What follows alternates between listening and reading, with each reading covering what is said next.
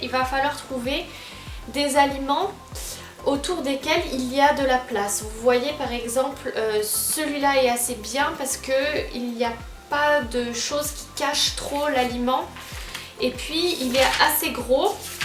Par exemple ce poisson, ce serait pas très intéressant à utiliser parce qu'il y a plein de détails autour du poisson qui sont assez difficiles à visualiser.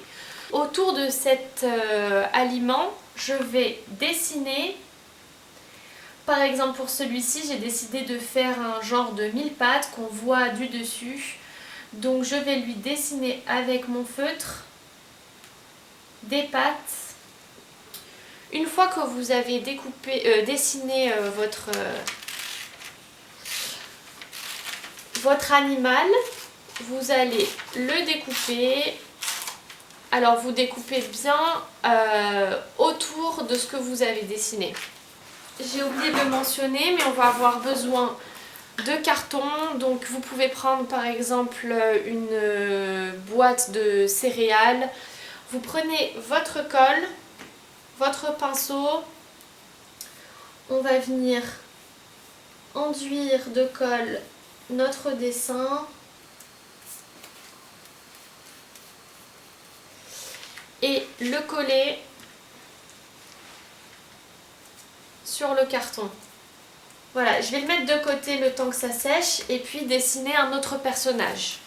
Donc j'ai choisi une tarte aux fraises parce qu'elle est très très grosse, que j'ai vraiment la place de lui faire des éléments du corps. Donc encore une fois, je vais lui dessiner, je pense, au moins 4 pattes.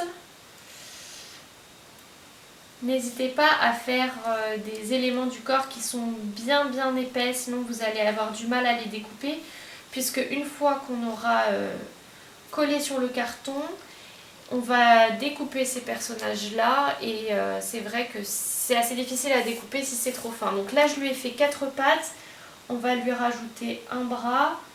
Quand j'ai dessiné mon personnage, je découpe encore une fois tout autour. Je reprends mon carton, la colle et puis je vais mettre de la colle derrière et de la même manière on va coller ce papier sans faire de plis. Donc vous passez tout doucement votre main dessus. Une fois que j'ai collé tous mes personnages sur le carton, je vais de nouveau découper autour grossièrement. Celui-là je le laisse de côté un petit peu sécher puisque c'est une colle qui est liquide, donc elle sèche beaucoup plus lentement que la colle en bâton.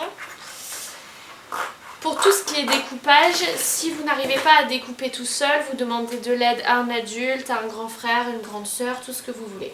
Ensuite, on va prendre nos ciseaux et découper à la fois autour de l'aliment qu'on a choisi pour faire notre personnage et à la fois autour des bras et des jambes qu'on aura dessinés pour notre personnage. Ce qu'on va pouvoir faire avec celui-ci, parce qu'il est un peu particulier, je vais pouvoir même lui plier ses petites pattes pour en faire un personnage en 3D et qui va pouvoir se mettre debout sur ses pattes. Voilà. Je prends ma tarte à la fraise et puis c'est parti aussi pour le découpage. Cette fois-ci ce sera un personnage en 2 dimensions. Il ne va pas pouvoir se tenir droit sur ses pattes, mais vous allez voir que grâce au cure-dent, on va pouvoir tenir ce genre de personnage quand même. Alors lui il est très très gros, mais vous allez voir que j'en ai préparé des plus petits aussi. Et donc tous ces personnages là vont pouvoir être dirigés grâce au petit cure-dent. Je vais vous montrer juste après comment les installer. Alors n'hésitez pas à laisser sécher plus longtemps que moi la colle, parce que vous voyez, si vous la laissez pas sécher, ça se décolle. C'est pas très grave, je peux remettre un petit point de colle dessus et venir de nouveau appuyer pour que ça se colle. Mais c'est vrai que la colle, il faut normalement la laisser sécher un petit peu plus longtemps que ce que je n'ai fait. Alors voilà le résultat de la tarte à la fraise, le résultat du gigot. Et puis j'ai préparé plein d'autres petits personnages que j'ai pas cartonnés, mais c'est pour vous montrer les possibilités. Donc ici j'ai un batteur électrique avec des petites jambes. Ici j'ai un deuxième gâteau, un gigot à qui il y a 3 pattes, un monsieur gazpacho, une autre viande. Donc là par exemple j'ai choisi à la viande de lui faire des bras et des jambes, mais on aurait très bien pu le mettre dans l'autre sens et lui faire des pattes comme le mille pattes que j'ai fait. On a un monsieur kiwi, une madame lac. Et puis si vous avez la chance de tomber sur des vrais personnages dans vos magazines, vous pouvez même découper des personnes. Donc là je ne les ai pas cartonnés, mais je vous invite à cartonner tout ce petit monde que vous aurez créé avec vos publicités alimentaires. Et puis enfin, grâce au cure-dent, je vais vous montrer comment on peut en faire des petites marionnettes que l'on peut manipuler.